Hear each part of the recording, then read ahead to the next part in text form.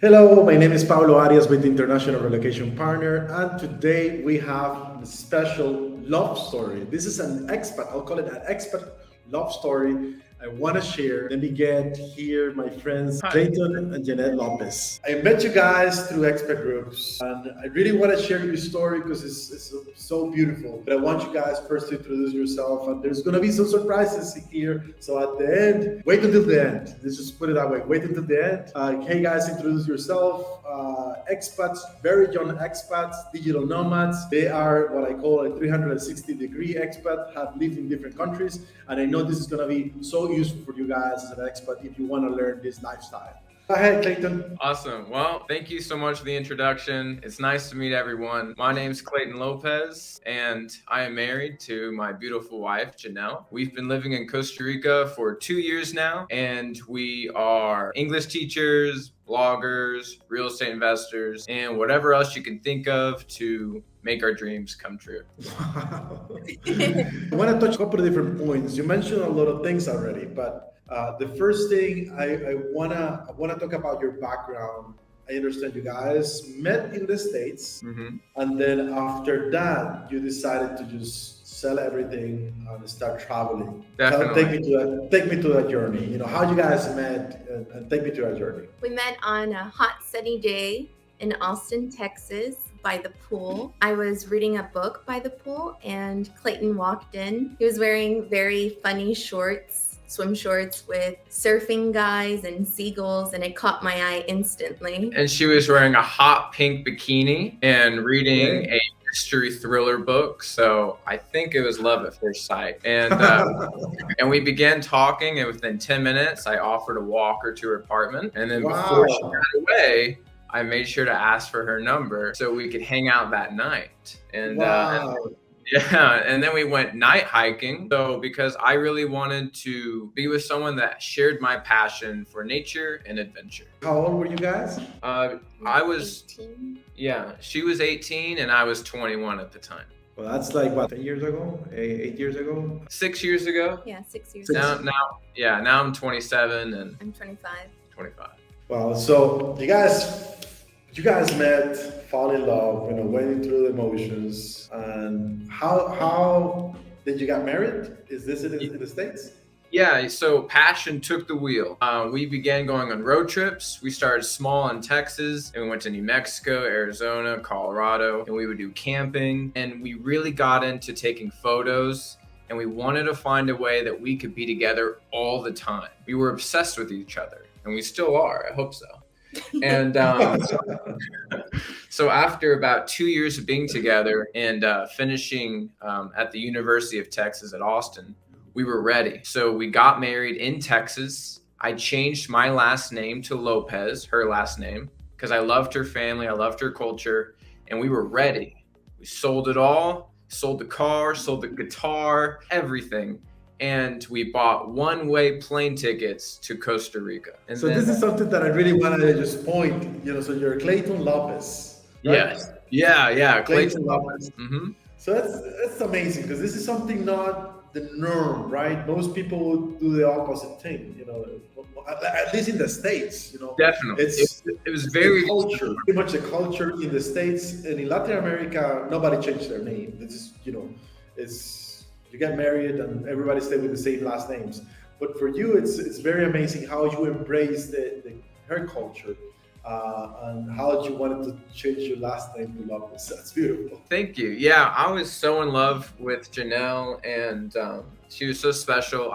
Something took over me. I wanted her last name to carry on, and I wanted our legacy together to carry on. And it meant a lot to me. I wanted to be fluent in Spanish. I wanted to, whatever dreams we had, it just had to be together. And so, I couldn't be happier with my decision. That's amazing. And then when did you guys become an expat?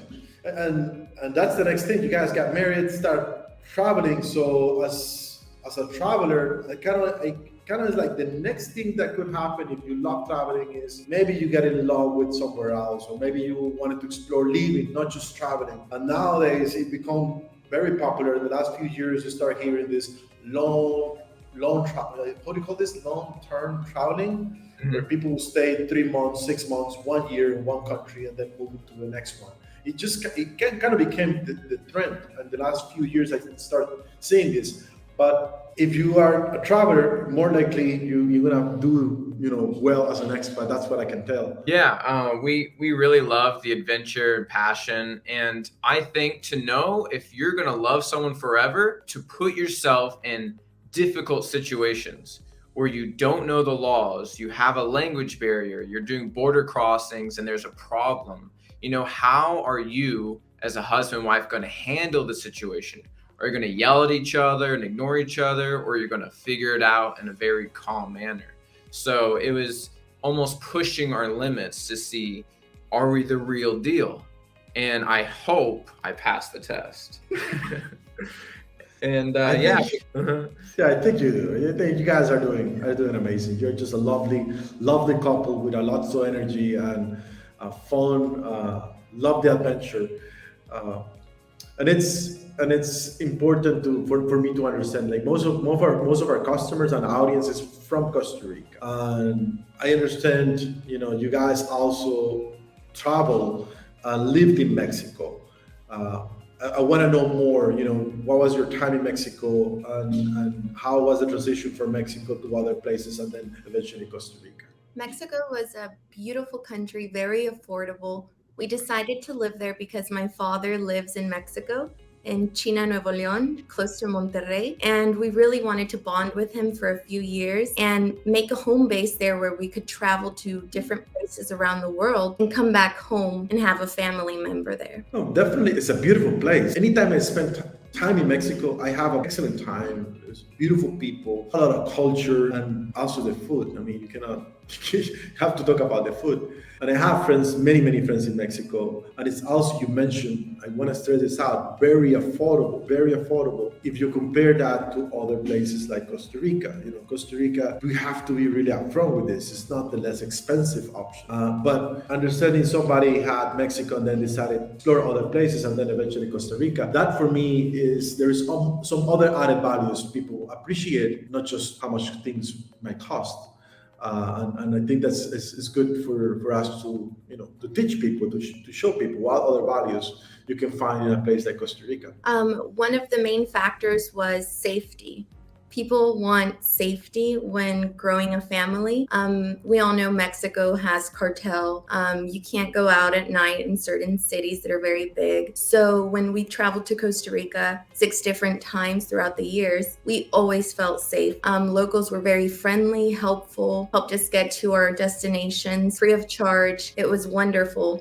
And another thing is Mexico is very polluted, where Costa Rica is less polluted. They take care of the environment very well. And we love Mexico. Like you said, the people there are wonderful. The food is fantastic. Can never forget it. And another thing we noticed in Costa Rica was how much they cared for children. I mean, anywhere from baby to adult, they just loved them and cherished them. And we saw that passion and we saw that care, and we knew we wanted to have a big family. And so we knew right away that to raise a child in Costa Rica would be the best decision that we could make. Yeah, it's very interesting. And a couple of points, we also have people that they decided for Mexico.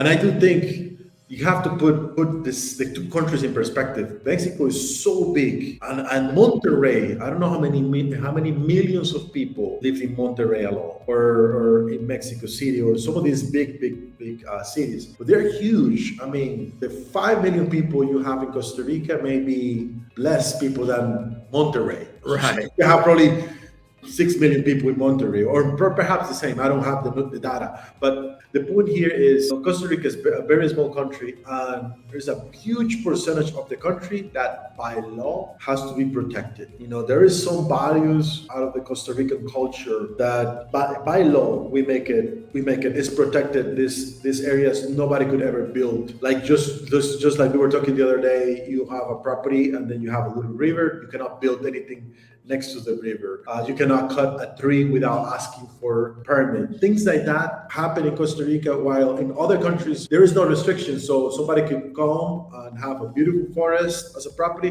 and tomorrow destroy that. Don't have to ask much and just get, build whatever you want. In Costa Rica, things are more regulated, and some people like that. We love this. Is what makes us. But some people may not be the best fit for everybody. Some people might want to say, I want to build whatever I want in my property, so I don't want to be in Costa Rica. Costa Rica is going to put some restrictions, and just like you cannot really build right on the ocean, because it's a protected area that is supposed to belong to everybody. It's a public area. So a huge resort wanted to buy the entire beach location, they will have to open access for the public by law. Things like that. Those are the things that the Costa Rica, idiosyncrasy, the Costa Rican culture, it's about protecting the environment, and also the social security, which is one of the big entities in Costa Rica, has a lot of protectionism for the kids.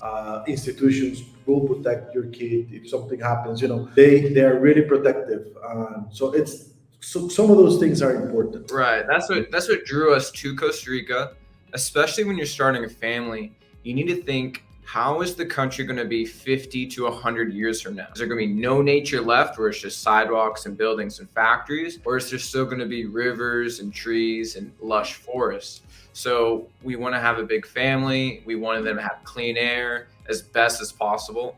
And that's what drew us to Costa Rica. That's amazing. And let me share how I met you guys. I was doing some research on how expats, what expats do to learn about Costa Rica or to learn about other countries like Panama, Mexico, and so on. And I actually found you in Mexico. I went into the expat groups, Facebook expat groups in Mexico. I was kind of going through these groups, trying to learn how people interact and how people learn, and talking to admins. I talked to admins in Panama, in Costa Rica, in Colombia, in Mexico, in Nicaragua as well. And I was trying to understand more how these communities evolve, what do they do. And I've been using the expert groups in Costa Rica for quite a few years. And we were able to express, our thoughts, opinions, and also a little bit about international shipping and rules and regulations. But this is what we do. But I do understand the importance of an expert group. And you guys, I found you as the admin. You were like the admin. I was like, hey, let's do something. I have questions about expert groups. This is how we connect. And since I have you here, I want to put you on the spot. I want to, because a lot of good things could happen on a group of people like this Facebook expert group. And this is not just expat groups.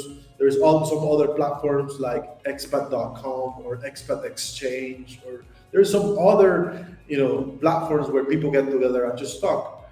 And you as an expert group, can you tell me what is the importance, why you create this thing, what's the benefit, and what do you think, perhaps is kind of like a risk, or how people can use this better? Right.